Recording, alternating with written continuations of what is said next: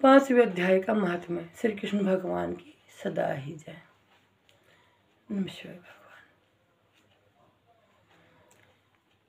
नारायण जी बोले हैं कि हे लक्ष्मी, एक पिंगल नामी ब्राह्मण धर्म से भ्रष्ट होकर मांस मछली मदिरा का खान पान किया करता था। बिरादरी वालों ने उसे निकाल दिया। वह एक राजा के पास नौकर हो गया। वह नित्य प्रति राजा से चुगलियाँ करके धनवान हो गया। उसने अपना विवाह भी कर लिया। उसकी स्त्री व्यभिचारिणी थी।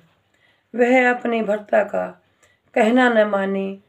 एक दिन पिंगल ने अपनी पत्नी को बहुत मारा। पत्नी ने उसे विष दे दिया, जिससे वह मरकर गिद्ध बन गया। कुछ काल बाद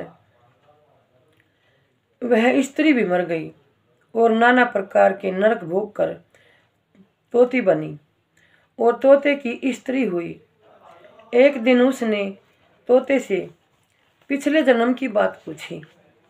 तोते ने कहा कि मैं पिछले जन्म में ब्राह्मण था, अपने गुरु की आज्ञा नहीं मानता था। एक दिन गुरु ने मुझे शाप दे दिया कि तू तोता हो जा। सो मैं तोता बना। अब तू अपने पिछले जन्म की वार्ता कहे। तोती ने उससे अपने पिछले जन्म की बात कही।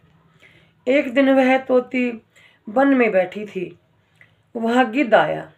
उसने पहचाना कि इस तोती ने पिछले जन्म में मुझे विष दिया था। वह उसे मारने दौड़ा। तोती आगे को भागी। तोती थक कर शमशान में एक पानी से भरी खोपड़ी में गिरी। गिद्ध पर भी पानी के छींटे पड़े।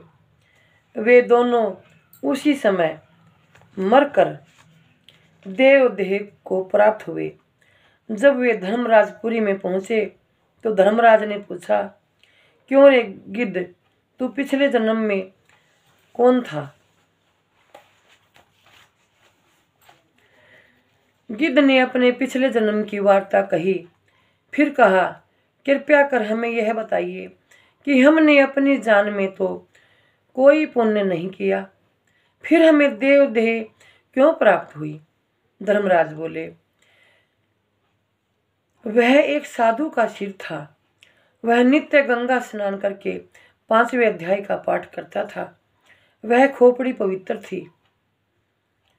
उसके स्पर्श से तुम देवदेह को प्राप्त हुए। फिर उन्होंने अपने दूतों को आज्ञा दी कि जो प्राणी गीता पाठ करते हों उन्हें मुझसे बिना पूछे बैकुंठ ले जाया करो। भगवान श्री कृष्ण की सदा ही जय।